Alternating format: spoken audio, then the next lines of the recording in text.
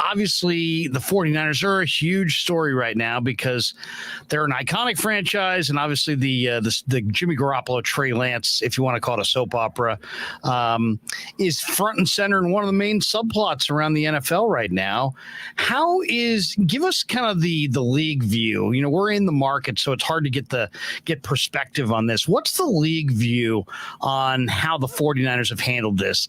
Are they being viewed as botching this or screwing this up, or are they being held in a more favorable light around the league? How's it being viewed?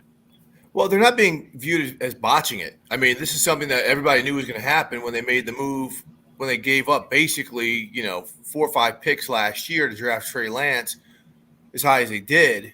And so the only thing that really got botched is when Jimmy Garoppolo had to have shoulder surgery after the season, which prevented him from getting traded. I mean, they were very upfront. Jimmy, we're going to trade you, and he was good with it. And then he had the shoulder surgery, and now there were no takers.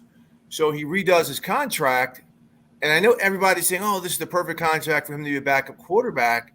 No, if you look at the economics of it, it is the perfect contract to still trade, right? Let's say Kirk Cousins or somebody gets hurt in week 2 or 3. They've got a very tradable contract, which wasn't the case before when Jimmy would have cost the team $24 million had they acquired him in a trade. Now it's going to cost them, $6.5–7 million, which is very affordable. So from that perspective, it's clearly not botched. I think everybody is asking themselves, okay, this is a roll of the dice, taking a guy in Trey Lance in his second year who's barely played football for the past 2 years and putting him on a Super Bowl ready roster. Like, is he someone who's going to pull them back, or is he someone who's going to take them to the next level?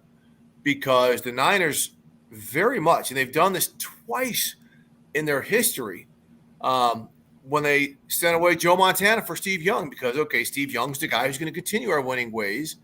And then about 10 years ago, Colin Kaepernick is the guy who's going to take us beyond the precipice to which Alex Smith took us.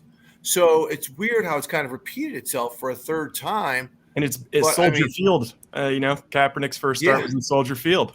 It's at Soldier Field, and it's where Jimmy Garoppolo is from. That was his hometown team. So, it's just really intriguing because you watch Trey Lance, and you're like, okay, he can make throws that Jimmy Garoppolo can't make. He can make runs that Jimmy Garoppolo can't make. Jimmy's just the nicest guy in the world who everybody loves. He's a pretty damn good player, but his durability issues are the main reason, I think, why the Niners are moving on.